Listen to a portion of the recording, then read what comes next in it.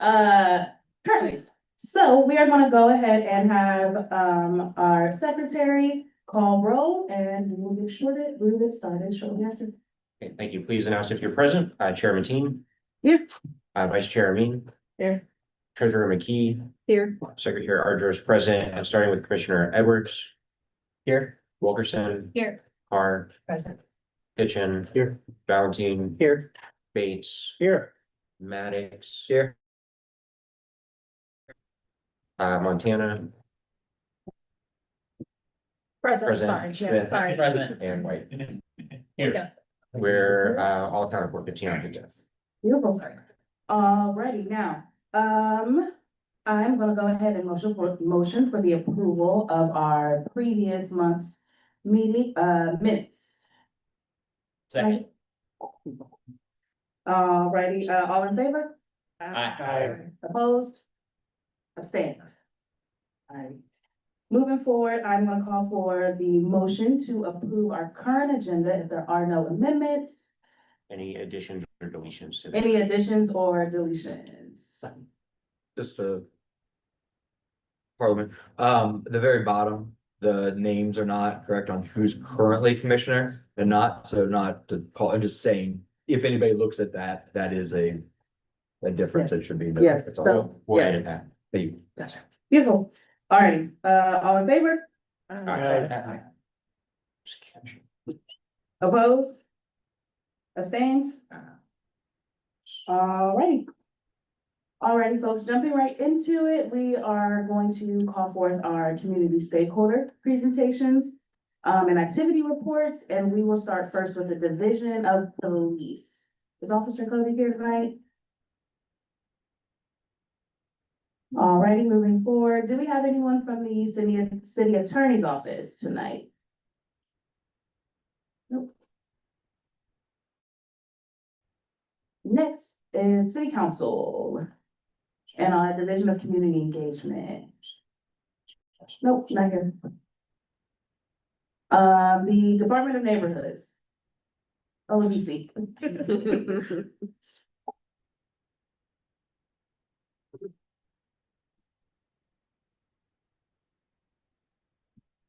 Good evening, Commissioners. I don't have very much to share with you this evening, other than the AC 101 training. It's a newer training, it goes over all of the key elements of being a commissioner. We just started doing this last year and it was very well received, so we are bringing it back again this year. That is set for Saturday, February 28th at 10 a.m. It will be in person at the Near East Pride Center. It's about a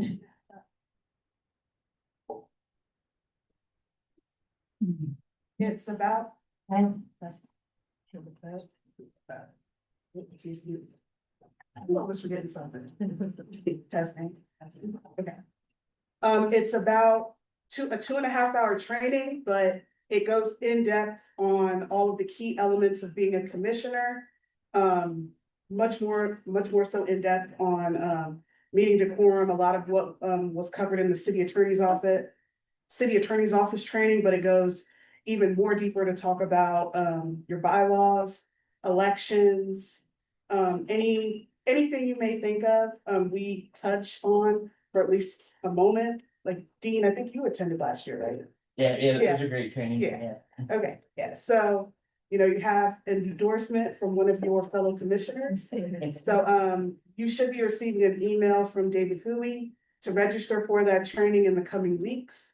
So, please register as soon as possible because we do have limited spots available due to the size and capacity of the room. We will share the slide deck, but, you'll miss the opportunity to ask some questions. So, if you're interested, please register as soon as possible. So there's that. And then I also have a few speaking points on Zone N. Maybe. Is Lewis not here? Oh, okay, never mind. I will not steal the thunder. I will let them speak on that. So, in that case, that's all I have for you. Do you have any questions for me? What time is the training? 10 a.m. 10 a.m. Okay, thank you. Thank you. Thank you, OBC. All righty, folks, now, do we have anyone from Hilltop Rise, with any updates for? I'm here, but no updates today. Okay. And I believe we have someone from Zone In.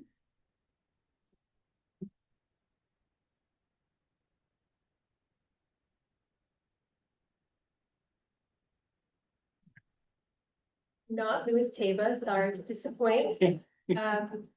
Good evening, my name is Stephanie Hensler. I am a planning manager with the planning division for the city. I wanted to thank you all for your time on the agenda tonight, to provide an update on where we stand with Zone In and the Columbus Growth Strategy. As you've all probably heard by now, the city is undergoing a modernization of our 70-year-old zoning code, through the initiative known as Zone In. This project reached a major milestone on January 26th with City Council's formal adoption of the Columbus Growth Strategy, which is the community's first ever citywide land use policy and map. So we just wanted to come out tonight and thank everyone who engaged with us along the way for that process and just give an overview of kind of what we can expect next. The zoning team has been busy getting started building on that policy foundation that was created as a part of the growth strategy. And in the coming weeks and months, we will be drafting an updated zoning code that will facilitate expanded housing options, attract good paying jobs, and revitalize aging employment centers for areas that were specifically identified on that Columbus Growth Strategy map, which, as a reminder, can be accessed on the Zone In Columbus website. So as with previous phases of this effort, this work will continue to be guided by community engagement. So I just wanted to share some upcoming engagement opportunities over the next month. Looking ahead to March, we will be doing individual meetings with area commission chairs and zoning chairs. There will also be a area commission and major civic members specific webinar on March 31st at 6:30. Don't worry about writing down those details. At the beginning of March, we will get email information about the logistics of how to join and sign up and just some additional emails about participating in that. Those details will come from the zoning update at columbus.gov email. We are still working out the details, but it's anticipated that it's going to include a brief presentation from the zoning team and then a question and answer session.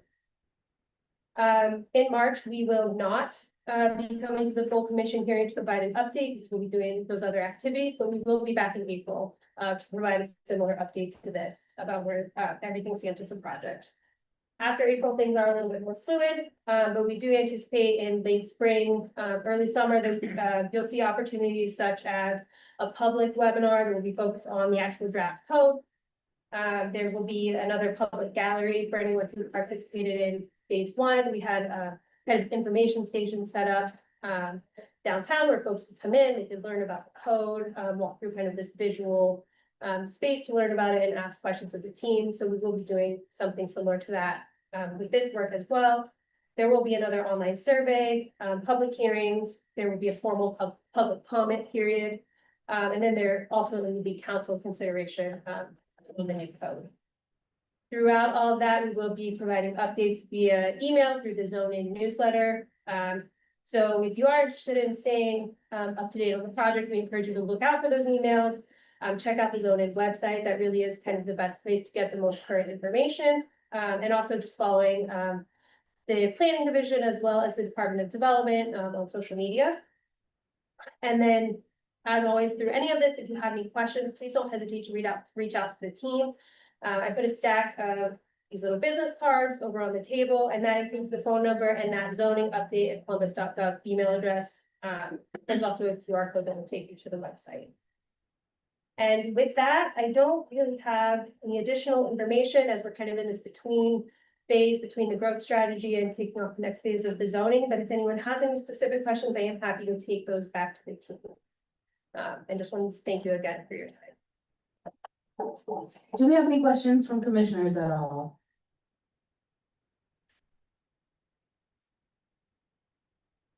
I have one there. Yes, go ahead.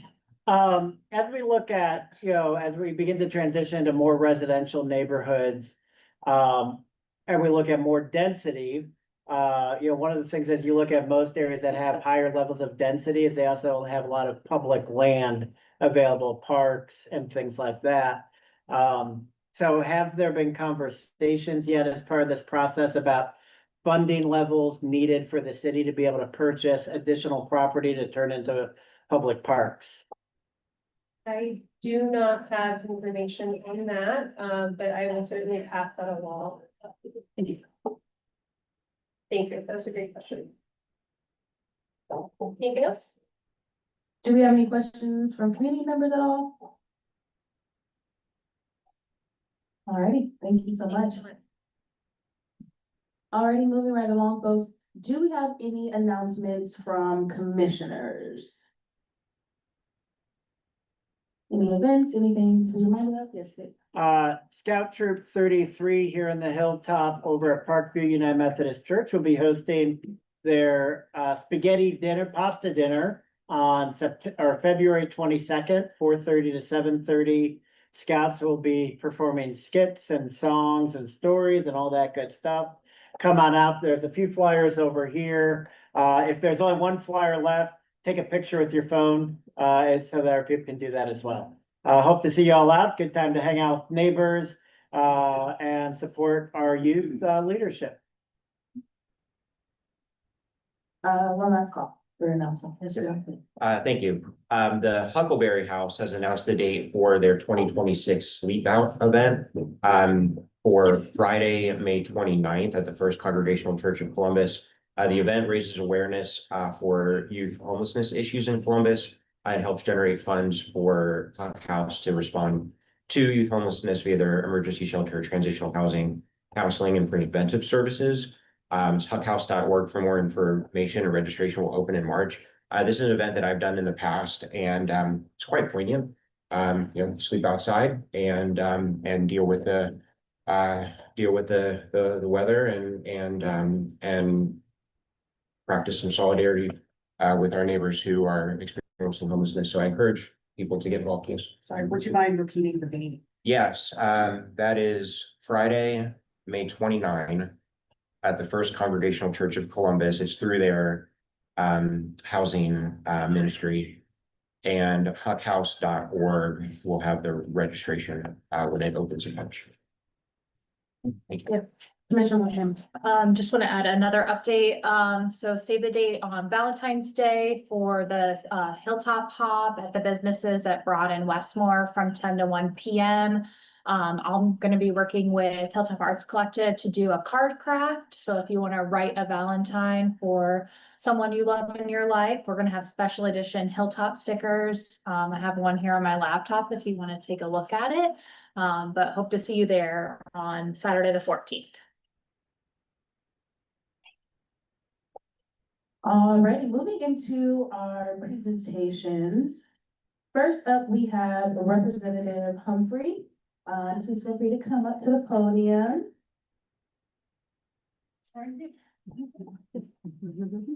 All right. Good thing. No, it's not working. Okay, all right.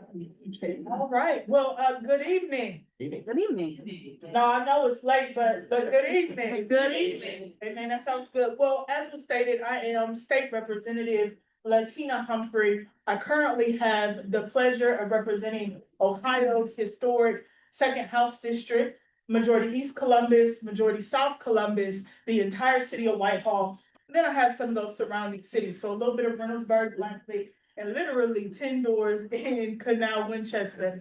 But listen, I gotta say, I am super excited to be here with you all today. First, I want to say thank you to Chair Mateen, as well as Vice Chair Min for allowing me some time to be here today. Don't want to be out of order. How much time do I have, Chairwoman? You have about 7 minutes. All right, all right. Okay. Well, I'm gonna be quick because I do have another obligation after this, but I wanted to make sure that I stopped by to speak with you all today. I am here to share my intention, my candidacy for State Senate District 15 that is currently held by the Honorable Herschel F. Craig.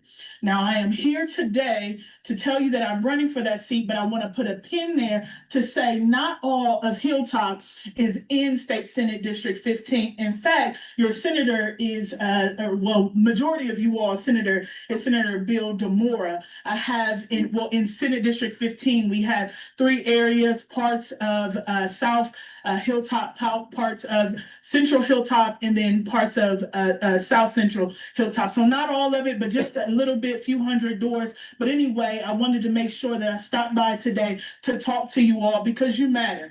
And I wanted to make sure that you knew my intention for running for State Senate District 15. And quite simply, the reason why I'm running for State Senate District 15 is because I just believe that this district deserves a compassionate, experienced, and dedicated voice in the Ohio legislature. I've been in the Ohio House of Representatives for the last 4 years, and I've got to tell you, I have committed my life to delivering results for Ohioans. Whether it was the bill that I passed into law that actually was enacted back in April, you might have heard of it, the bill that reinstated over 1 million driver's licenses in the state of Ohio that was suspended due to failure to pay court costs and court fines, that was my work. Or whether it was I passed into law the first law in Ohio's history to remove collateral sanctions as it related to folks who have been justice involved with regard to housing. I created this bill that says you can apply, you can go before the sentencing judge, you can show, you can prove that you've been rehabilitated, you've got to provide all this information, but it removes the collateral sanction that bars one who has a justice involved background from getting housing. That's the first law in Ohio's history to do such, and that is my work. Or whether it was when I introduced and passed into law the Strong Foundations Act. That's whole purpose was to address infant mortality. Now, I don't have to tell you all, in the state of Ohio, we rank 45 as it relates to infant mortality in the country. That means 44 other states in the country have figured out how to take care of moms and babies. It means that they figured out how to ensure that babies make it past the age of 1. I worked across the aisle and we passed this $134 million appropriation bill to try to address the issue. Or whether it was I brought back over $5 million to try to address the issue of substance abuse. Because I don't know about you, but we all know somebody who struggles. And so it has been my focus, it has been my intention, while it was that I've been in the Ohio House of Representatives, to deliver real results. I do not focus on playing games. I do not focus on political obstacles or all the things. I focus on making sure that I deliver for Ohioans. I'm from the city of Columbus. I grew up on the Near East Side in the King Lincoln Bronzeville neighborhood, graduated from East High School, went to Champion Middle School. I tell you all of that just to say I know what it feels like when you feel like you do not have leaders to deliver for you. I know what it feels like when you feel like nobody is listening to you. And so my whole purpose in being in office is to make sure that I provide, deliver results. That is my whole focus. That is my whole intent. I will tell you not to be braggadocious, but I do think it is important. I will tell you that I am the most effective Democrat in the Ohio House Democratic Caucus. That means no other Democrat in the 135th General Assembly, which was last year and the year before, and currently has passed more legislation into law than me or passed it over to the other chamber. I tell you that, again, not to be braggadocious. I tell you that because I see people with real issues who are not looking for me to make excuses and blame the other party, but looking at me to say, what are you going to do for me right now? That matters. And so it's been my focus. But listen, I don't stand here before you thinking that I can solve every issue in the state of Ohio. But one thing I have realized is a lot of times when people go without or don't have the things that they need, it's because they don't know about it. is because they haven't heard about it. And so I made it my priority to make sure that I am engaging in my community consistently. Every other month, we host some type of engagement, whether it is expungement clinics that we just had in November, over 100 people showed up to get their records cleared out, or whether it was throwing this annual basketball tournament to engage at-risk youth every other year, or public safety forums with the police chiefs in my current district, Columbus, Whitehall, wherever, making sure that we show up. Small business roundtables, because I'm not confused. Small businesses are the foundation of our community. So why not connect them to resources? I focus on what I can do, and every other month for the last 4 years, we found ways to engage because it's important. I developed a senior advisory committee because, again, alongside small businesses, seniors are the ones who keep the district going. They tell me what to do. Every area commission, what are you doing, Humphrey? How are you doing it? I developed that advisory team because I think it's important for me to stay connected into community. We also do senior resource fairs because I want people to come out, get the resources they need, but also have time to engage with others. I do this consistently because it is important.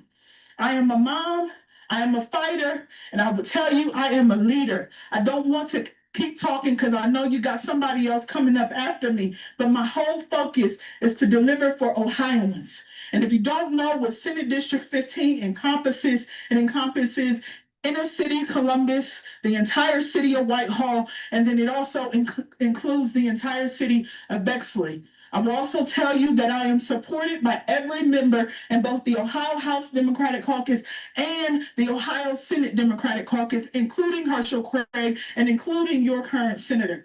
I could go on and on. I'm not going to do that, but the one thing that I want you all to know is you will not just see me every once in a while. I show up because it matters. I'm not seeking an endorsement from you all because I know you can't give it, but I want you all to know that I am here and I will fight for you and I show up for you. That is my bottom line. Thank you so much, Chairman Tina. I appreciate it.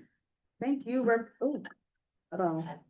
Thank you, Representative Humphrey. I want to take a quick second. I know you have to move, but I do want to take a quick second. If any commissioners had any questions for Representative Tina. Thank you for your time tonight. You listed a number of issue areas that you worked on. If you make it into the Senate, where do you think your top priority will be able to start? Yeah, thank you for the question. I will tell you that I think the first thing is making sure that I'm going around talking to folks to see what the issues are. I will also say, I think what I am hearing across the board is that property tax issue. Folks are being constantly priced out of their homes. And so I think one of the things I will focus on immediately is seeing how I can work across the aisle to bring real relief to Ohioans. Right now, what we're seeing in the state house is we're starting to understand that property taxes are really impacting people, but we're not really seeing the relief we need. And the areas that are receiving some relief are not areas in Central Ohio. We're just gonna be honest about it. And so what I wanna focus on is how do we extend or expand the homestead exemption? Because right now, we know you gotta be making pennies on the dollar to even qualify for the exemption.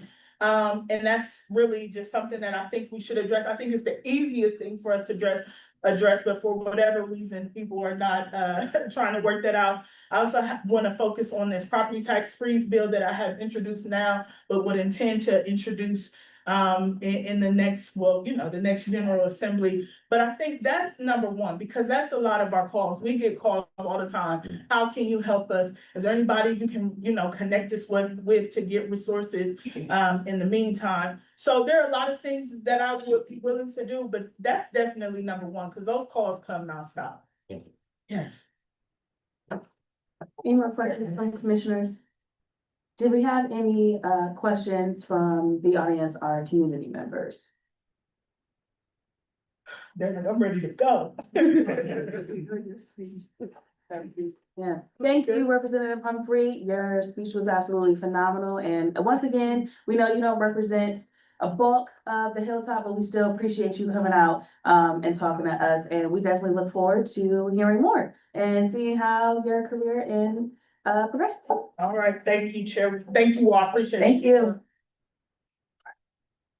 All righty, our next presentation is going to come from the Franklin County Auditor. Whoever is ready.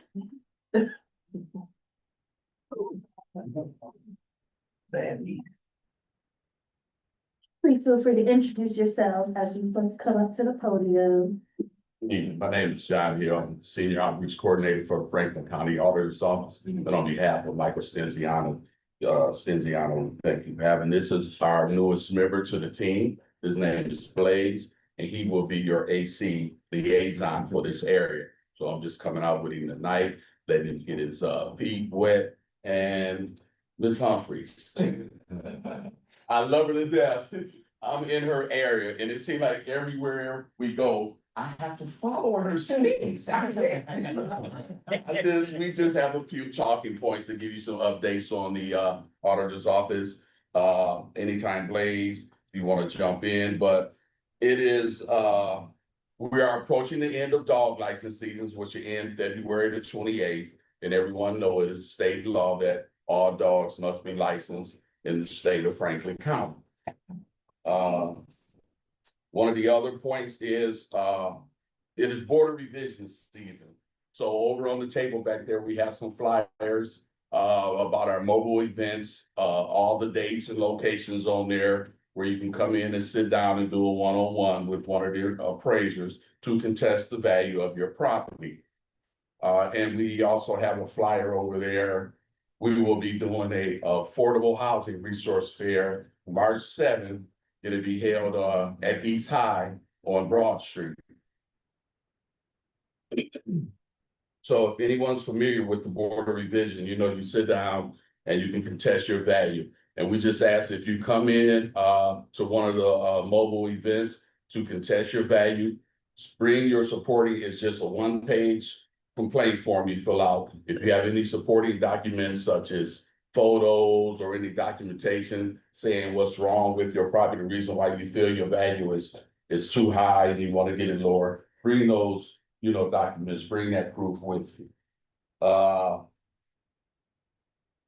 Well, what else we going on? Which Ms. Humphrey did mention the homestead program and the taxes. That's something that the auditor is still advocating for, you know, to try to get those issues resolved along with her and Herschel Craig and some of the other legislation. So the homestead exempt right now, the exemption for seniors with disability is $29,000. So that would be, so say if you have a $100,000 property, you can exempt that $29,000 instead of paying taxes on a $100,000 property, you'll be paying taxes on something like a $71,000 property. The homestead exempt for disabled veterans, that and public service officers killed in the line of duty and other, you know, things like that, EMS and all of that. That value is $58,000. So again, if you had a $100,000 home and you was able to qualify for that, you would be paying taxes on like a $42,000, you know, property and stuff like that. So all of those are on the website. And at our mobile events with the BOR, we will also have someone there from the homestead department, homestead exempt, homestead for disabled veterans and the disabled persons, where you can sit down and do that one-on-one, 15, 20 minutes, however long it takes, get the process done, get the paperwork, everything submitted. Once that's submitted and you're approved, that can be then submitted from our office to the Department of Taxation. Once the Department of Taxation get everything together, then you will hear from the Department of Taxation. You know, I'm not going to get into what the Department of Taxation do. I'm quite sure y'all have heard they've already extended the tax date. Was I think back to March or sometime in February. Let me see what else we have here. Yep, that's pretty much it. But is there any questions you know, so those are just some of the updates at the office, what's going on right now during this season. This is not a appraisal year or a triennial year where, you know, the tax values, everything will be changed again. So, but what they will be doing during this time is just reevaluating over the past 3 years. Not every home, but just like in certain areas, what the values is, if they increased or if they decreased going in for, which I think it'll be 26, 29. That will be a triennial year. Is there any questions about anything? A question about the seniors' disabilities. Can you give me more criteria on that as far as what level of disability for a senior? I know VA, usually it's 100%. They have. Yeah, so that with the disabled veteran, and are you veteran? No, I'm not. Okay, I'm My a father veteran, is. any veterans here, thank you for your service. My father That is. was, you know, one of the issues. The VA is 100%, but it's not a physical with the VA, it's service connected. So if you're getting that 100%. And then like what I tell people is I used to do work with veterans before I came over here doing the homeless housing. I would always tell them to go back. Someone would be 80, 85, they would be close. Go back to your doctors and try to get that, you know, 100%, whatever it is that they require you to do to get that 100%, where you could get that. Because I think used to be like 56,000 off, they raised them a little bit. But just for the seniors, there's on the website, there's a form 105 DTE. And it explains all the criteria. Like I said, so it goes into go back here, so the homestead exists is a statewide program allowing qualified seniors and permanently and totally disabled homeowners of surviving spouses or public service officers healed in the line of duty to reduce their property taxes by shielding some of the auditor's appraised values on their home. So there's a form and it'll have to be filled out by your doctors, just like the VA. You have to submit that to your doctors. They'll state your disability, what percentage you is and all of this and all of that. Then they'll determine, you know, from that point, we'll just do the application process or whatever. But there is documentation that you will need from the doctors or the providers. You I'm know, just curious. I have Yeah. residents that I'm well aware that are seniors that are disabled, and so I want to know what mhm. procedures they can go through. Just I don't know about here. Yeah. And like I said, we will have representatives from Homestead at the at our mobile events for the Board of the Revision too. So, and you can do both.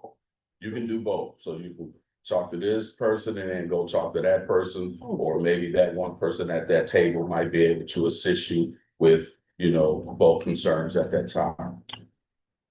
Thank you. Any questions for Blaze? Because this would be you guys representative over here in the greater Hilltop area. So, you know, I'm still learning from him. The question of I'm not a veteran, but he's here to help, and thank you guys.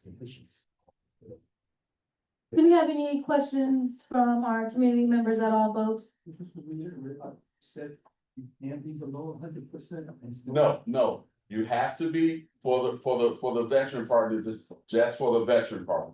If you're a veteran, you have to be 100% service connected. It doesn't have to be a physical, you know, it could be PTSD, what other barriers that you might have and stuff like that. And the process with the VA, you have to go through the VA to get your service connected allotments. You know, you're gonna have to see their doctors, go, you know, jump through their hoops to get that, you know. Any more questions, folks? Folks, thank you so much for your time, Blaze. I definitely look forward to being in communication with you. Anytime you need to communicate, just reach out to us. All righty, folks. So next up, we have our folks from the Community Housing Network. So of course, again, just come up, feel free to introduce yourself. Yeah, so. Good evening. Is this on right now? It should be, is it, just takes us a minute. Oh, okay. Good evening. Thank you. Sorry. Not used to microphone. My name is Ryan Castle. I am the Chief Real Estate Development Officer at Community Housing Network. There are two other individuals here from CHN in the back in case I can't answer your question. Hopefully one of those folks can. The reason I'm here, and I don't know, some of you may not be familiar with Community Housing Network, but we're a local nonprofit in Franklin County. We are a housing owner, developer, property manager. We have about 1,500 units in Franklin County spread throughout about 32 different zip codes. Some of those properties are located in your area. And so I reached out to President Mateen and the commission because we are applying for some funding from the city of Columbus, the housing division, to rehab 3 properties that are in your area, along with 3 other properties that are not in your area that total 80 units. So when we do this, we have to inform the area commissions that we have applied for this funding. This is just a first step in our application process and funding process. We then go to the state of Ohio for low-income housing tax credits, which is a competitive process, and I'm sure many people have been through here looking for those types of funds. And so we're far from guaranteed of getting these resources, but the key is the tax credits because that typically funds about 70% of what you're doing. So in terms of the 3 properties that are in the Hilltop, one is called Belvedere, another is on Deer, and the last one is on Country Brook. We've owned Belvedere since 2008. It's 15 one-bedroom apartment units. Most of the rehab is going to be focused on energy efficiency and then building system modernization. You really won't see a whole lot of changes from the outside. That's pretty much the case for all of the buildings. Although Deer and Country Brook, there will be some entry overhangs, little porches at the entrances. There will be some improvements of the dumpster enclosures on all 3 properties. But other than that, it's really internal modernization of the buildings so that they can last a lot longer. I think I skipped over who we house, so I'll just mention who we house. These properties are all very low income individuals who have a disability. Typically, they're connected to an Adam H service provider. So many of these folks have a mental health disability, but not all. So, but I mentioned that. Any questions? Questions from commissioners at all? Any questions about our community members? We have a question. Are you seeking a letter of recommendation or support from the Hilltop or the area commission? Not at this time. I appreciate the question. We do not need that, or it's not, doesn't benefit us in the application process these days. A lot of the reason for that is that there's oftentimes some opposition of really good projects, and that kind of NIMBY response is trying to be discounted by some of the funders, so they don't want to sway one way or another based upon that. Right? So, but I do appreciate the offer.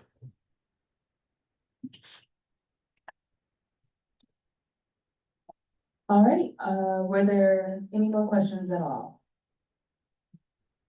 Thank you very much. Yeah, thank you.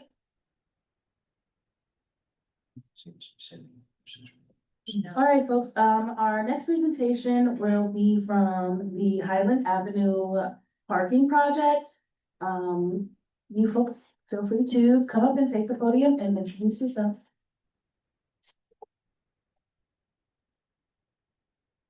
Were you able to get the slides I shared, or do you need to get a USB here? Josh, did you get the update? That's all right. It makes sense. Well, is that work? We'll see. Yeah, perfect, thank you.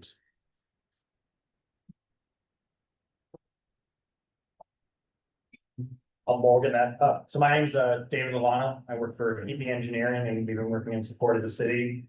Right, John Hanson, City of Columbus with the Office of Construction Management. And obviously, we've been working with EP Engineering on laying out this proposed pre-K parking lot. And the parking lot in question is basically on Highland Avenue, kind of over by Broad Street, where those kind of come together, kind of get lay of the land. And is gonna be used primarily to support the Hilltop Early Learning Center. If you can advance to the kind of the next slide, I can show, I've got a few photos of what it currently looks like. So that's kind of from the alley looking out towards Highland Avenue. And then the next one shows from Highland Avenue, kind of looking back. And essentially what we're seeking, so I just sort of know where we're going, is I'm gonna lay out some conceptual layouts of what it's gonna look like when we've completed the work. I've also got the drawings, if they get any detailed questions. But our hope is that after we review the concepts with you, the area commission would provide a letter saying we reviewed this and generally agree with the concepts we're trying to present here. So if we go to the next slide. So basically the entire block there will get divided into sort of two uses. So the north half of it, sort of more towards the early learning center, is going to become a parking lot. And then the south half, we're turning into more of a green space. The green space is going to have a lot of trees, shade, but also some lights for the evening, as well as some park benches, and then some trash receptacles. And when people are visiting, that way they have a place to put their waste. Not any playgrounds or anything like that, but hopefully a nice place for a picnic or a walk or meet with a friend. The other thing we're adding on it is we are adding some sort of landscaping boulders around the edge of the grassy area. That's mostly to prevent any kind of vehicles accidentally driving in there, causing damage to the grass or hitting a tree, things like that. But it will be spaced wide enough that there's no issues with ADA access. And there will be kind of a little bit of a sidewalk ramp up to help get it into the grassy area for anyone who has an ADA disability wheelchair, but not any kind of pavement throughout the park or anything like that. I think the next view too, that's all right. So so there you can kind of see the boulders sort of in the ground and then also showing sort of how the parking is working. If you're familiar at all with the Hilltop Early Learning Center, they don't have very much parking at all. I think there's like 4 or 5 spots right on the south edge. So there's a lot of street parking, and really the primary access for them is so that the employees and teachers working in there have a place to park their vehicles during the day and also search around for street parking. And then they have any evening events and things like that, they can use it for the people visiting. Now, just to add on to that a little bit, I know there's talks right now going on with Highland Elementary about some of the teachers parking in there and giving them a few spots. But that, again, that's in talks right now, so they're trying to negotiate with that. As David said, that park area, there's going to be park benches there. There will be some lighting there. ADA access for anyone that's handicapped. New sidewalks going down Highland almost all the way to the elementary school back to the alley. So those sidewalks will get replaced. So I could probably talk for like 30 minutes about all the details of every little design thing we put in there, but I don't want to spend that time on this, so. You have it overhead open. I have just the drawing, yeah, so wasn't sure what questions. Yeah. If you have any questions, I'm happy to answer them. Any commissioners with any questions? Are you asking us to support this, or are you just sharing that this is gonna happen? Well, we're looking for support. I mean, So you want a We would letter of like to support have or a that, vote of yes. support? Yeah, Like a letter, you're seeking a letter of Please. support. Yes, Okay, please, yeah. So we know. I have just a quick question. When in the parking lot, will there be any trees removed? there will have to be a few trees removed, but we are adding substantially more trees than there were before. And of course, complying with all the regulations on how many trees to add. so the code says for everything you take out, you're gonna put back in then some. So yes, there will be additional trees there. Yeah, Now, there will be fencing all the way around that parking area, so that will be carted in to access and you pull up to get out. And typically, the path would either be you come in on Highland or you exit on Highland, or you come in back through Clarendon, through the pre-K, back through that, what I'll call an alley. It was an alley, but it's been extinguished, but there's still a pathway through there. It's a straight shot. And the children, I know the children in the emergency drill, they come back through that drive back through there to line up, so we're kind of watching that too, so we're not in their way if they get a drill that, you know, they need to be out there, they need to be safe, so we're kind of being mindful of that also. And you did say that, this would be okay for the teachers and to. They're negotiating right now the X amount of spots that they were trying to satisfy with elementary. That's in talks right now. That's between the early learning center and the Right, school, right? right. The primary use is for the early learning center. So there again, you know, even though it's key carded, if the early learning center has a shot clinic or whatever, vaccinations for the children, they can open those gates and let people park in there and take their children in there, get vaccinated or medicines or whatever. With Nationwide that's in there, the children's part of that. Is this, that entire block is currently a parking lot now? You guys are splitting it in half, adding parking lot, or redoing the parking lot and then adding green space? Parking lot might be a strong term, and then it was paved and it's mostly cracked and grass through it, but it is all currently paved. Or sometimes. I mean, that was the ideal plot for the pre-K. But the city couldn't come to terms with the owner and work on it, and then work on it some more and still, but. Is it currently owned by the It city is now? now currently. But yeah. Yeah, what's been your, what have your conversations with Highland Youth Garden looked like? I know that they were seeking some community support at one point to oppose this project. But what's the current status of this? You know, I'm trying to remember, we had a WebEx with several people on it here a couple of weeks ago, and I can't remember if they were part of it. I thought they were. They were. And, you know, everybody seemed to be upbeat about it.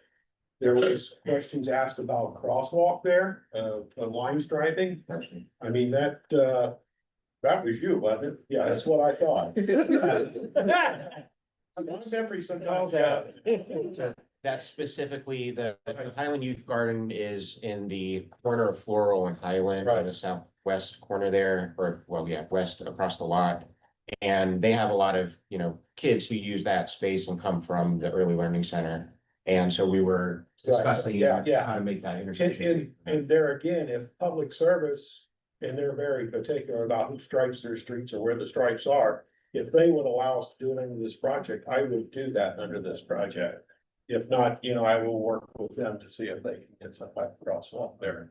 One thing on that point too, is as part of this design, we added a sidewalk across the north side of the lot. So that way there's direct access from the learning center, at least to Highland Avenue, and they're not having to, you know, cut through the grass or walk through the alley or whatever they're doing now to get there. And the area there is dilapidated now. I mean, it's just with overgrowth and everything else, and it's collected trash. And, you know, it's gonna look so much better. Then it'll give some green space in there. Half of that area will be green space, that, like I said, park benches and stuff in there, though, where people can sit and talk or whatever they want to do. There'll be trash receptacles there, recycling receptacles there, which will be emptied by the city to take care of that. Okay, yeah, I just found an email. I had originally signed the letter in support of like the work that they were doing there. And it had said that they were working with the city to have the empty lot have green space. Right, So right, they were right. supportive of Yeah, that, so thank you. I mean, at one time it was projected to be all parking. Yes, So yeah, that was my we concern. pulled back on that. Thank you. It was there was so much parking, it was in excessive. What was gonna be needed, I mean, to be truthful with you. That was our direction, and that got pulled back, which was good, obviously. Thank you for hearing our voice. Green space, yes. Thank you. Okay, thank you, Chair. I understand this will be operated by the finance department. The construction will be, I will be doing the construction. Okay, how will park, I know it's not considered a park, it's a grass lot. Right. Technically, right, so. Right. Who is doing that maintenance? Our facilities management division will be taking care of that, as also with the trash receptacles and the recyclables. Thank you. Yes. As to your green space, you said it would be ADA accessible. But Yes. if there's not gonna be a pathway through there, how are wheelchairs supposed to get in and out of there to enjoy the space? So, go ahead. Okay, so we have basically a sidewalk that gets you kind of up to the edge where all the benches are. And it gets you from the sidewalk kind of into the initial area. You're right, there isn't a whole, to kind of walk through the whole space. I mean, if you have suggestions on how we can alter that, we could look into what else we need to do.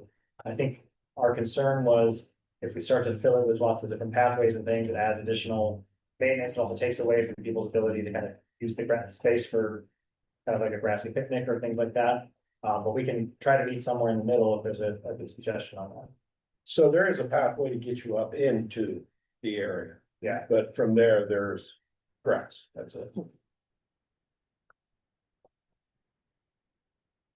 yes. Just one you're just some like feedback on the design real quick. Sure. So we have issues with people parking on grass in the hilltop. So I just wanted to point out that I really like that design feature with the decorative rocks kind of preventing that. Especially, you know, people who use green space for various activities, it kind of prevents them from parking. Yeah, and I can tell you over this past last summer, there was a car that went up over that sidewalk through that fence, and I don't know if you're familiar with that tree that's in there. They hit the tree, so they went that far up into that area. Wow. Yeah. Thank you. Did we have any more questions, community members and commissioners?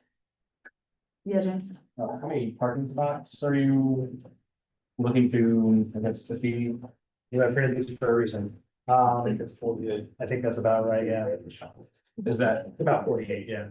total with the, if they allocate any to the element? Yeah, that's in total, that's handicap, there's 3 spots for electric vehicle charging in there. 50 total spots, actually. So yeah, 50 total spots, 3 ADA, 4 for EV charging, and 2 bike racks. We've been going back and forth on this so much, it's kind of hard to remember. Yeah.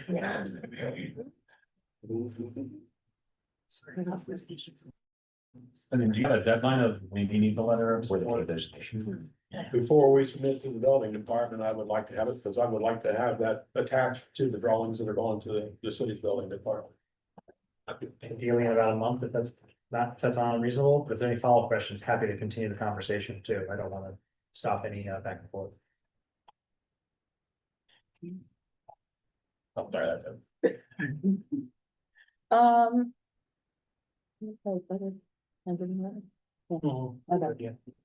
Okay, so we are gonna conduct a vote. So, I motion to vote on the letter of support for the Highland Avenue, parking project. Second. One moment. Yeah. Second, items. And. Let's see, roll will be.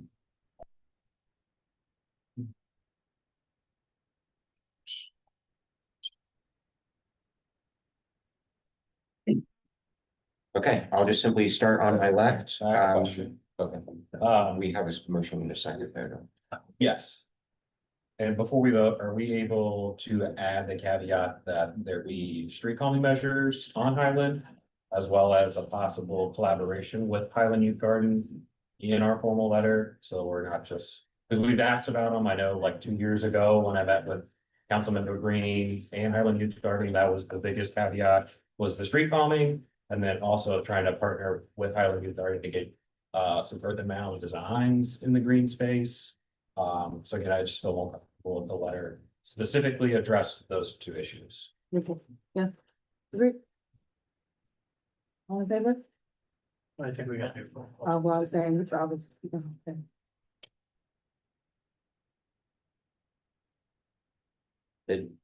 Let's see, parliamentarian, but are we allowed to, don't we already have a motion in a second? Yeah, I think we have to, Are we able to entertain that at this you time? could withdraw your motion. Yeah, I think. And then we can edit it. You Okay, can add to the motion as it's presented, and that's what I'm seeking. Is that to do? Okay, Is to add to the letter of support 2 specific caveats that are specifically to be mentioned. Calming measures on Highland Avenue and a collaboration with Highland Youth Garden. HYG, and specifically in like amenities of the green space or some, a natural design is okay.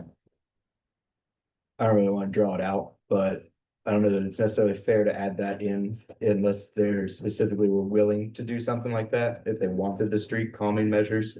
I don't particularly like street calming measures, so I will vote no because of that. So I'm just throwing that out there.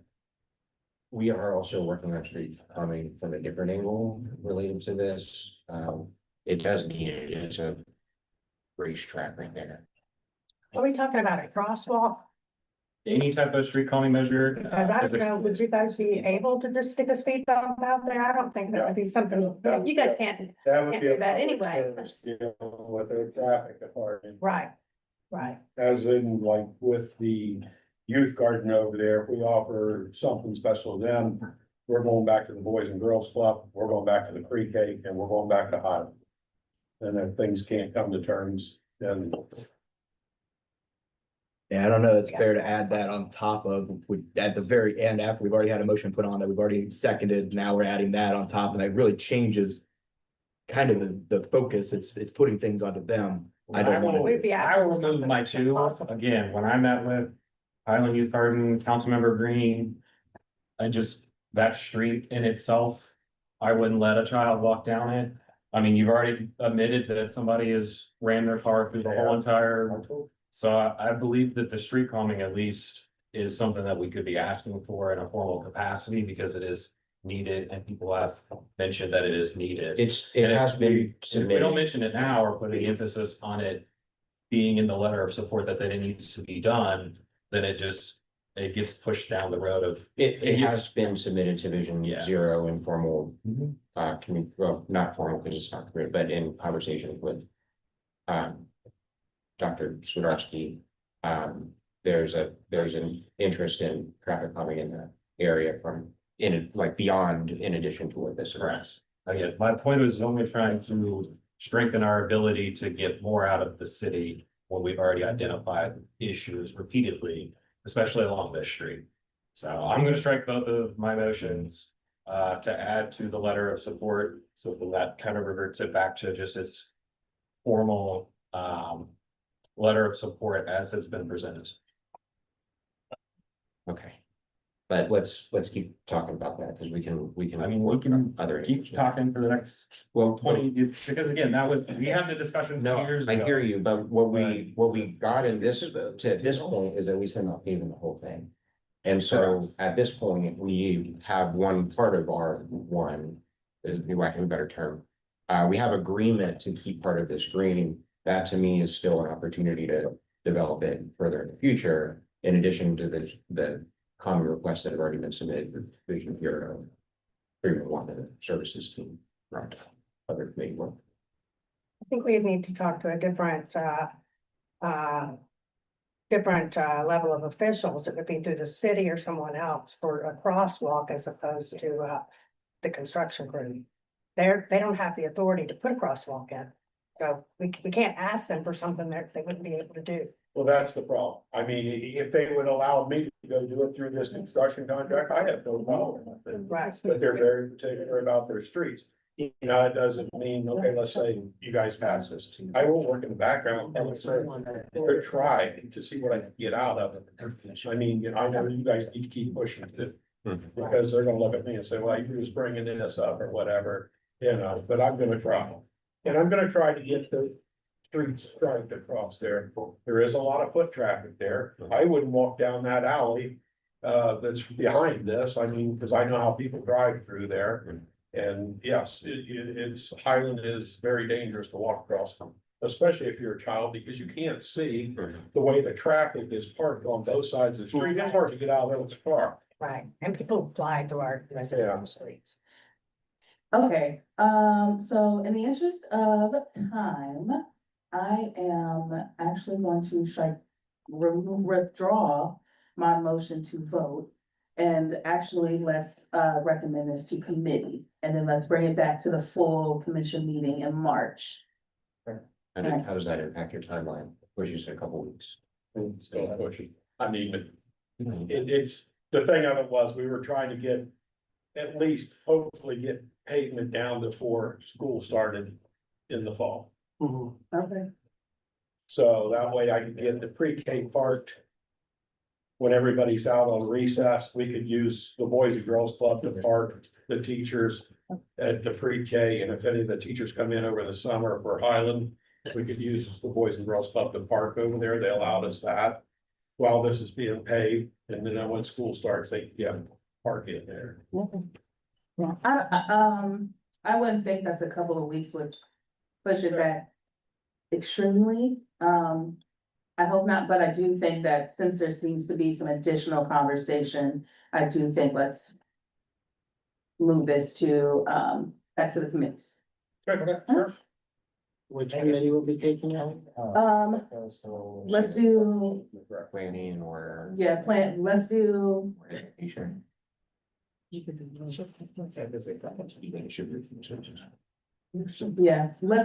put it with the Human Services and Education Committee. That's. Thank you for your time, folks. Thank you for your time. Yes, we will be in contact. Thank you. All right, folks, moving on to reports for our committees and chairs. We are going to. Sorry, folks.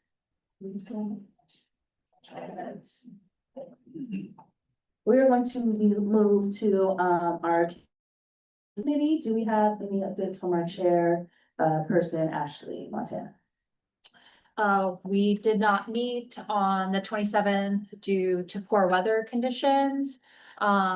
Just a quick update related to community relations. I received access to the city's website, or our website for the city, for the area commission, and I did make some updates today. Hopefully they save from comments that I received from Commissioner Maddox.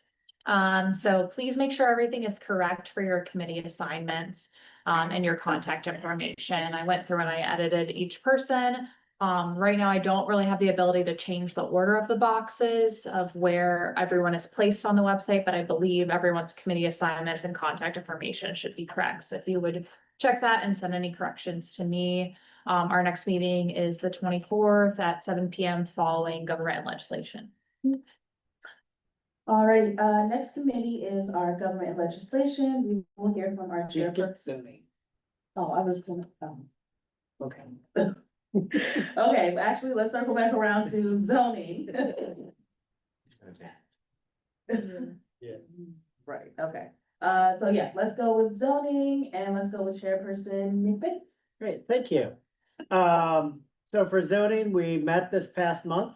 We reviewed 3 applications. And our first application up this evening will be CV 25-152 for 2435 Eakin Road. This is a proposal for variance related to parking spaces. The church is converting current garage space into more usable space, but with the building permit, they assessed the number of parking spots. And they said, oh, wait, you're not in compliance with this additional space in this. For the church, the use space will not be used at the same time as worship. Will the applicant like to come forward and talk about the project a little bit?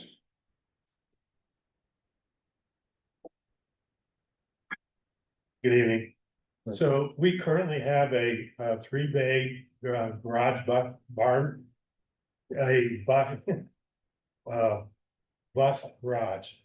And we have converted that into a teen ministry space because we no longer use buses. We thought we'd like to update it and make it more modern, so we can get more teens into it. But doing that, we had to go to the city and pull a permit. And when the city got involved, they said that we need 135 parking spots. Right now, we have 114. Now, on any given Sunday, our parking lot is probably about 2/3 full. So when we meet in the morning, that space in the back where the garage is, for the bus garage, which was the teen ministry space, will not be used. it'll only be used on Sunday evening when we don't have a worship service in our auditorium. So there's no times when they're gonna be used at the same time. So we thought that, the best thing we can do is, the city wanted more parking, it was gonna be involved with more pavement, retention ponds, things that we couldn't afford to do. So we're requesting this variance so that we can continue on, and develop this team ministry space. That's that. We did have one community member show up at at our committee hearing about this, but not related to parking, related to some dumpster issues that the church has resolved with the residents, so we were excited about that. Fixing a fence, moving the dumpster, changing pickup times of trash as the solution, so excited to be able to, that conversation was able to occur. The committee did vote for nothing to approve the recommendation of this application. Do commissioners have any questions?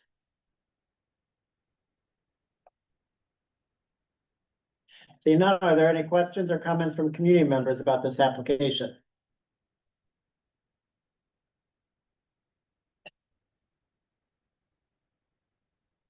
Okay. All right, then I would like to move to recommend approval of CV 25-152 for 2435 Econ Road. Do I have a second? Second. Secretary, please take the roll. Okay, when I call your name, please indicate whether you're for, against, or abstain from the vote, and I will begin on my left with Commissioner Ward. Yes. Okay, Commissioner Smith? Yes. Yes. From Ardro, Commissioner Montana? Yes. Commissioner Klingo? Yes. Commissioner Maddox? Yes. Commissioner McKee? Yes. Commissioner Mateen? Yes. Commissioner Meaton? Yes. Commissioner Bates? Yes. Commissioner Valentine? Yes. Commissioner Kitchen? Yes. Commissioner Carr? Yes, and thank you also for being a good neighbor. Commissioner Wilkerson? Yes. And Commissioner Evans? Yes. The result is 15 in favor, none against, none abstentions. Motion passes. Okay. Thank you. I will send in the standard recommendation form to the city. Within the next 48 hours, you'll be CC'd on that email as well, and then the city will follow up with you on final steps. All right, thank you very much. Great, thank you. Our next application is Z 25-060. This is for 1120 Georgesville Road to rezone this parcel from an LC2 to an LC4, which would allow for more diverse commercial activities. The application will specifically convert this facility into an event space. If you'd like to introduce yourself and explain your application, please. Good evening, my name is Jeffrey Hartman, and we purchased this property, 1120 Georgesville Road, back in late August. And it's currently a church at the time. As Nick mentioned, LC2, which is a limited commercial, and we want to convert it to a limited C4, which allow the venue space to do small weddings, receptions, birthday parties, they're like, and of course, some corporate event space as well. During the week, we can do the corporate events. So if you have any questions, we would like the charm of the building. It's built in 47. It's the church is taking great care of it. We like it the way it is for our purpose, and we don't have to make any major changes. In the staff review, so for those that don't know, a lot of times when applications come through, not only do they come to us, they go out to different city departments.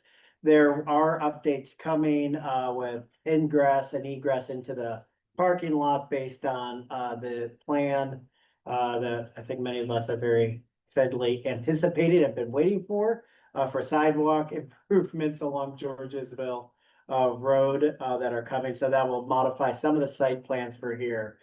But they're, as those plans are developed, the city's aware of it, and so is the applicant, to make those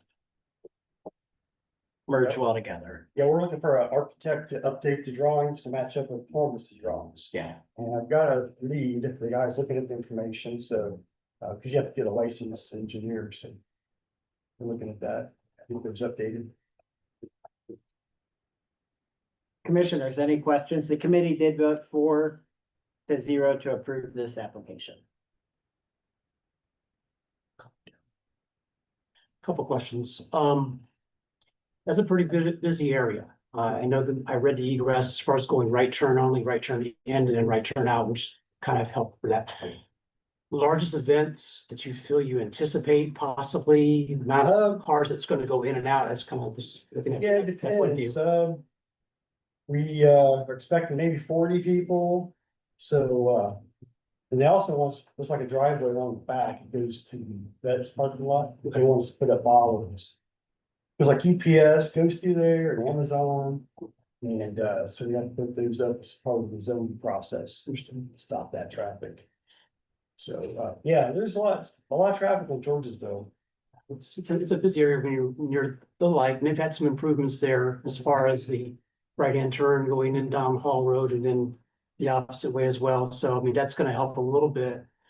So like I said, this depends on the time of the day when the traffic goes by, but if you've got that egress in there, going right-hand turn and sticking the right-hand turn, that's gonna be at least safer alternative. Yeah, make my left out of there rush hour if possible. Yeah, it gets backed up, that's for sure. But like I said, that egress should be good. And you said, like I said, anticipation, you said about 40 individuals, usually. And that's usually all week and weekends as well. It'd be on and off. It just depends on events. when we have real parties, yeah. Understood. All right, thank you. Okay, thank you. Additional questions from commissioners? Do you have any questions or comments from community members? Just a comment, if that's okay. If this becomes a C4, it could be used to be a car lot, could it not? There's a car lot in front, and we got 3 driving outlets in the middle. Yeah, it's kind of a strip of car lots Right. there, right? So if this, but my question is, if it goes to a C4, does that allow it to potentially be a car lot? Well, in the, for the zoning, you have to put a description text of what we do with the property and car lots, and I don't know, it's. We can add additional parking in the future, and equipment building, things like that. On a car lot there, If the property sells, will it stay? I'm not sure if that transfers, once you have the description of the property, I would think it would transfer, once because it's limited to the city board. And they'll specify what you can and cannot do.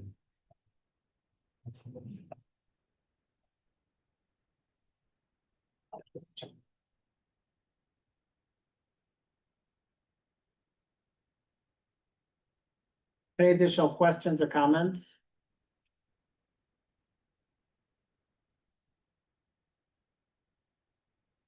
Seeing none, I'd like to move to recommend application Z25-060. Do we have a second? Second. Secretary, can you take the roll? Okay, thank you. Yes, so please indicate when your name is called, if you're in favor or against or abstaining. And this time I'll start with Commissioner Edwards. Yes. Okay, Commissioner Wilkerson, Yes. Commissioner Carr, Yes. and Commissioner Kitchen. Yes. Good to pass. Commissioner Valentine, Yes. Commissioner Bates. Yes. Commissioner Amin. Yes. Commissioner Mateen, Yes. Commissioner McKee, Yes. Commissioner Maddox, Yes. Commissioner Cleaver, Yes. Commissioner Montana. Yes. I will say yes. Commissioner Smith, Yes. Commissioner White. No. All right, so the result with 0 abstentions is 14, 1, and 0. And the variances. Great. Thank you, and I'll send in the standard recommendation form to the city within the next 48 hours, and the city will follow up with you on next steps. Okay, thank you. Thank you. Our next application this evening is BZA 25-146. For 3570 O'Donnell Court. This is to update existing variances that were granted for this project related to building lines and setbacks that were set before construction to bring property into compliance with changes that were made as construction occurred. Like to introduce yourselves and explain the variance requests. Mark Lermer with Media Engineering, Crystal Castro with the Columbus Metropolitan Housing Authority.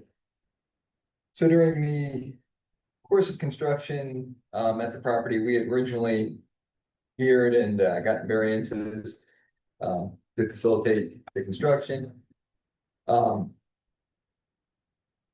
We did an alter survey as, a post-construction, activity for CMHA, and they noted a couple of variances based on deviations in construction and wording of the variance, originally.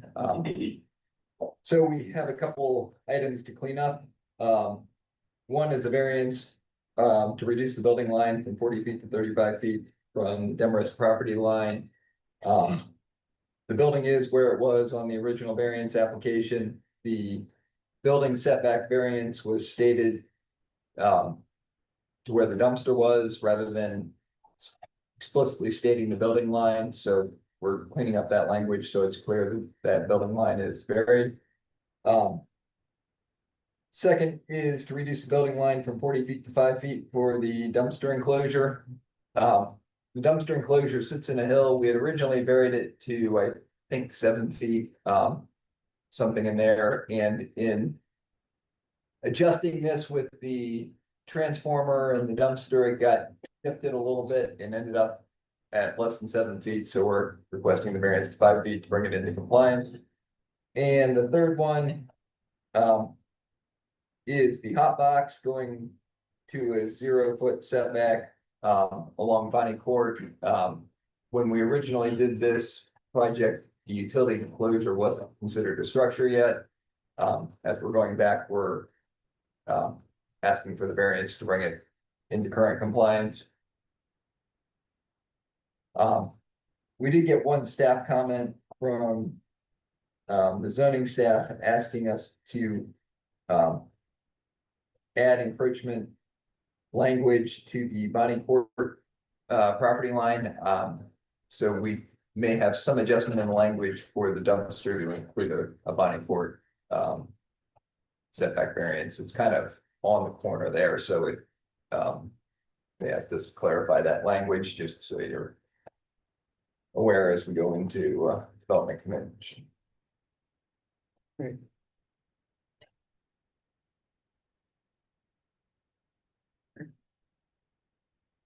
So the committee voted 5-0 to approve these variances related to the dumpster, the setback, and the hot box utility setback. Somewhat technical in some of the language and things that are present here today. The project is already completed, but with HUD funding, the Housing and Urban Development federal dollars for affordable housing, they need to make sure that everything is completely uniform with local city zoning code. That's the reason why this application has come before us today. Are there any questions from commissioners? I have a quick question. I just want to make sure I understand something. Maybe it's not a question as much as I want maybe to understand something. Are you saying that the dumpster enclosure as opposed to being maybe at 7 foot, it's gonna be 5? Is that what the like box around the dumpsters? Is that what you're talking about? It's actually distance off of the right of way line. So it's a distance thing. It's not a height thing. is No, that it's correct? not a Okay. height. It just got shifted, so it ended up a little closer to the property. The angle got adjusted, I think. Okay, I didn't think I understood what you were saying there. Thank you. Great, thank you. Additional questions from commissioners?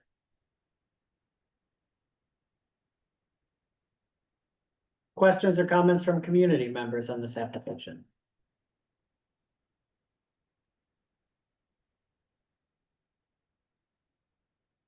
Seeing none, I'd like to move to approve the variances with the added encroachment language to include Bonnie Court.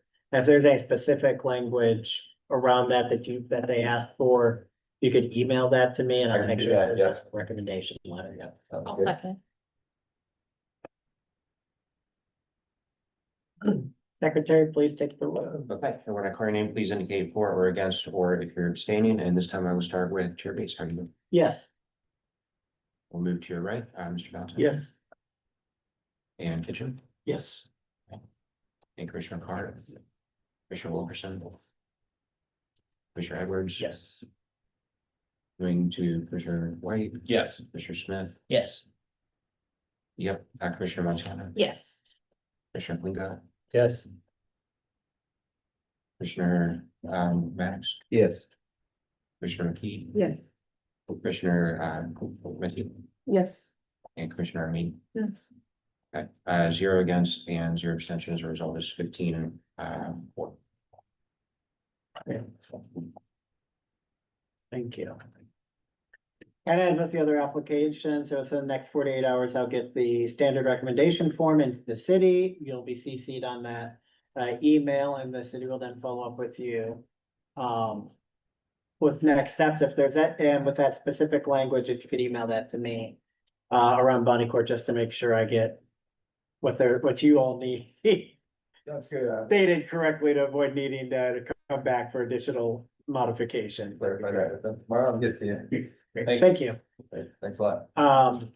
We also had one demolition notification come in, just recently. It's demo permit 25-36687. I put the address here.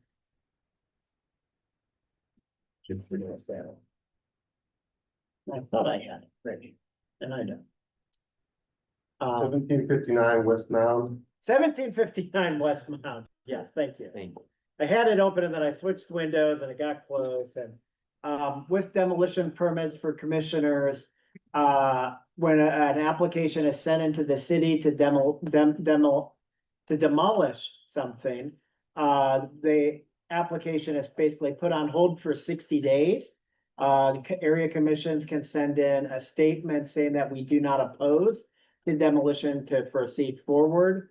Our policy for Greater Hilltop is we can either decide these in full commission or by the zoning committee, or we can do committee votes or full commission. This has not gone before zoning committee yet because it just came through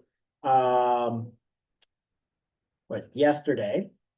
But just knowing that people are moving forward on projects and things, wanting to see if we want to consider it tonight. So thank you for being here tonight. Introduce yourselves and tell us a little bit about the demolition project. My name is Michael Scola, external affairs manager, west side of Columbus. I'm Ron Vogelsong. I'm the regional facilities manager for AEP Ohio. Ron oversees construction, maintenance, demolition projects in central Ohio. I also want to thank OLBC and the city of Columbus for supporting this expedited application, because we had this application in the city's hands back in October. We don't understand why you just got it as of yesterday. I think you said, we just found out yesterday that you hadn't seen it, so apologies there. We have an old facility, the Mound Street Service Center, built in the 50s. We're planning to demolish that building, maintain ownership of the property. Did you have a question? No. We plan to maintain ownership. We've already got fencing up. We've already done environmental studies. We plan to use this as a laydown yard for equipment and poles and whatnot there. We have a small building there that's going to remain, and we're studying the prospect of putting a new building there for some office space and running trucks in and out of there for equipment. Anything to add to the proposed future site? No, the proposed building is within the next 10 years. We're just, we're doing the study, trying to figure out how we can best serve the area. And those people, we moved about 7 people out of that building the beginning of last year, and they moved to George's or to Alkire, 5500 Alkire. We plan to move about 15 people back in there within the next 10 years. We have a trouble yard over in on Grandview Avenue. We plan to move some of those people over here. And like I said, like a lay down yard for poles and whatnot. We've notified the residents in that area, and I've been in touch with Mr. White. I talked to Ashley Montana and found out that I know there's a lot of moving parts on this board. James stepped down, just found out through actually OLBC put me in touch with Siobhan. So I've been trying to communicate with the people that I thought were in the know, and I thought that the city had already provided the permit to you, Mr. Bates. So we're kind of behind the eight ball on that communication process. Questions from commissioners? Yeah. Does the current zoning allow for that use on this site? Very good question.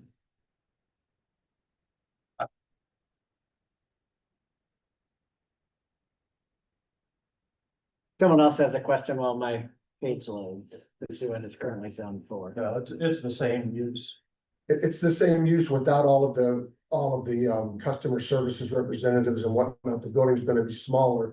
There's just gonna be a handful of people there. It's still gonna house equipment, storage and poles and whatnot, which it has now.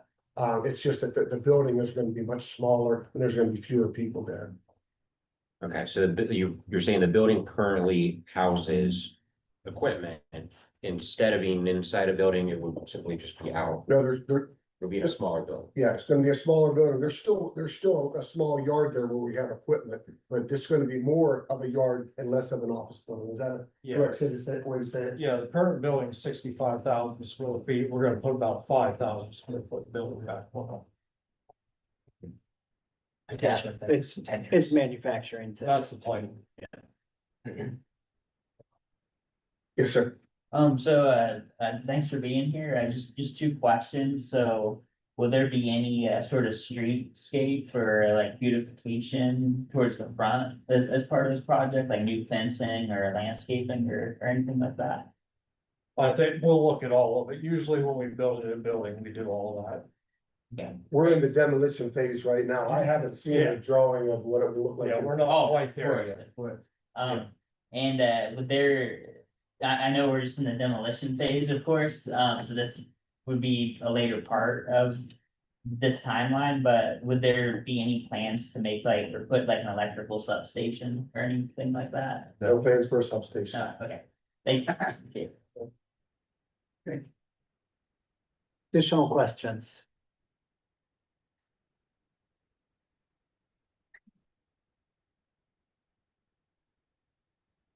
Any questions or comments from community members?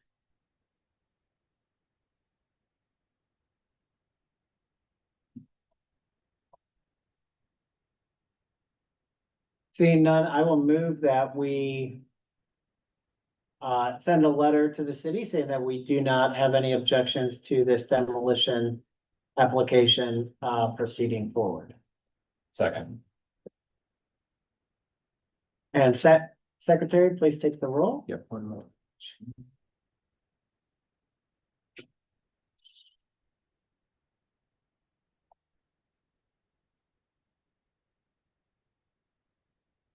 Okay, when I call your name, please indicate whether in favor, against, or if you're abstaining. And for fairness, I will start with myself this time and move to my right, and I will vote in favor.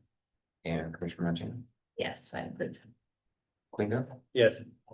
Maddox, Yes. McKee, Yes. Missy, Yes. I mean, Commissioner Bates, Yes. Commissioner Valentin, Yes. Mitchell, Yes.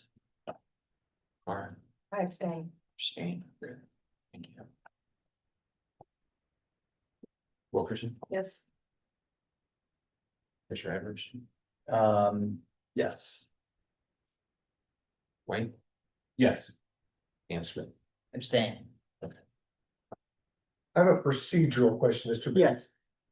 The other applications were approved. This is no objection. Is that same thing? So with demolition permits, they are on hold for 60 days Okay.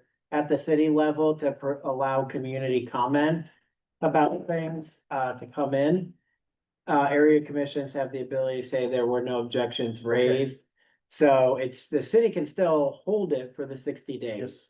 Based on their standards, or if they receive community concerns. Traditionally, those around, historic preservation or environmental impact and things, especially when property is changing, could potentially be changing usage and things like that. Okay, thank you. But being, so when we said, that's the reason why we vote. No I feel like objection. it's a similar use scaled down, no change in ownership. Great. Thank you. So I'll get that letter sent into the city and then they'll follow up with you on next steps for your application. Sincere appreciation for seeing us tonight. Thank you. Thank you. As of right now, we will see if we have any, we do not currently have any zoning applications that have come in to be reviewed at our February meeting.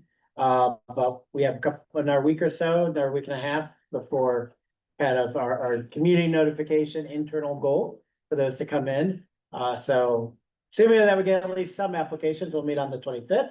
If we do not receive any, I will notify commissioners that we will be canceling that meeting. End of report. Thank you, Chairperson Bates. Okay, now we will go over to government and legislation with Chairperson Josh Maddox. We also did not meet due to snow, but we will be meeting on February 24th at 6:30 at the library. Alrighty, so for human services and education, we did meet on January, what was that? 21st. And we will be meeting, what is that, February 18th? Yep, 6 o'clock here at the library. Yep, 6 p.m. here at the library. Coach Eric, did you have anything additional? The big item was that you're encouraging commissioners to identify volunteer Yes. opportunities throughout the year. Yes. So, thank you, Coach Eric, for reminding me of my own thought.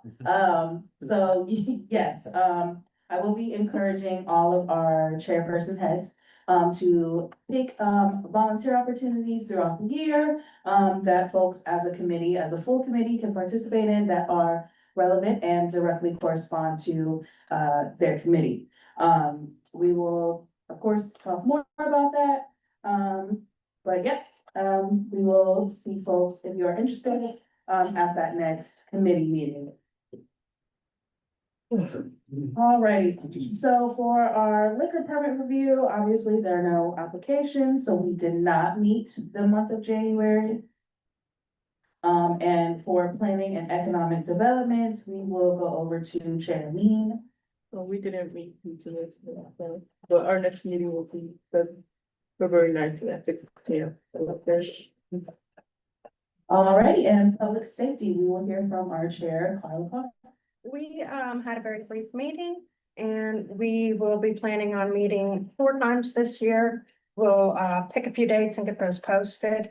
And each of those will be sort of a topic, hopefully to engage community members so that they can discuss things with, bring their issues in for the appropriate officials, I guess, to hear. And discuss, we have had conversations. Thank you, Carla. Okay, for our Recreation and Parks Committee, we will go back to Chairperson Joe. Okay, thank you. Yes, James and I met on the 17th and we drafted the 2026 schedule.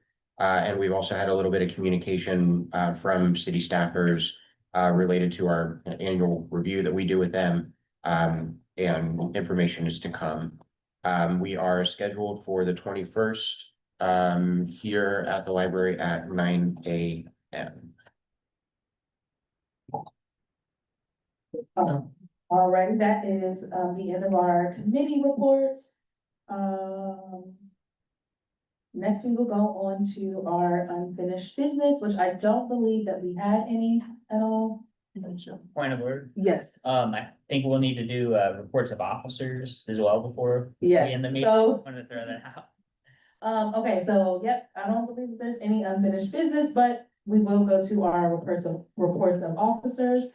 As I mentioned, obviously I'll be in contact with our other chair folks for committees, just to talk about volunteer opportunities for a whole. Outside of that, I don't have any additional reports. What about our vice chairperson? Secretary? Just a reminder, we got snowed out a couple weeks ago, but we have been considering some possible bylaw revisions, and those discussions will related to some secretary work and attendance, which will be taking place in government legislation when we can meet again. And that's it. Our treasurer, thank you. Well, we have a balance on our P card, $1,918.90. Well, I'm planning to meet with the finance committee, trying to get that together right now so we can discuss the balance and the new budget for the new fiscal year. Alrighty, anything else additional from any of our officers? No. Alrighty, so moving forward to new business. I don't believe that we had anything for new business, either. One more time, just making sure, confirming with our officers. Yes. I'm not sure when, all of your subscriptions are due to be renewed. I need to, double check that. But it may be, pertinent to, make a motion to appropriate the funds to renew your subscriptions for 2026. Well, I make a motion to renew all of our subscriptions for 2026. I'll second. All in favor? Aye. Opposed? Abstentions. All right, beautiful. All righty, folks, moving forward, we do not have anything additional. I will make sure I make those edits to the agenda. I sent something to you all, disregard it. I will send the final updated copy of our agenda for tonight. But if all hearts and minds are clear, I will move to adjourn our February 3rd, 2026 full commission meeting. No. OBC, yes. Sorry, everyone. I completely forgot to tell you. There's an event happening this Friday right here at Hilltop Library at 4:30 p.m. It is Coffee and Conversation. We will have utilities, Columbus Water and Power. We will have AEP, we will have Columbia Gas. We will also have representative from council and myself, along with Jocelyn Martinez Cortez. Yes, and Lisa Schneider who is also a liaison. We will be talking about utility discounts. Because we know there's potential for utilities to go up. So it's an opportunity to learn more about the discount programs in place and how to sign up for them. Any other questions you may have for representatives from the utility companies, this is a great opportunity to come and ask.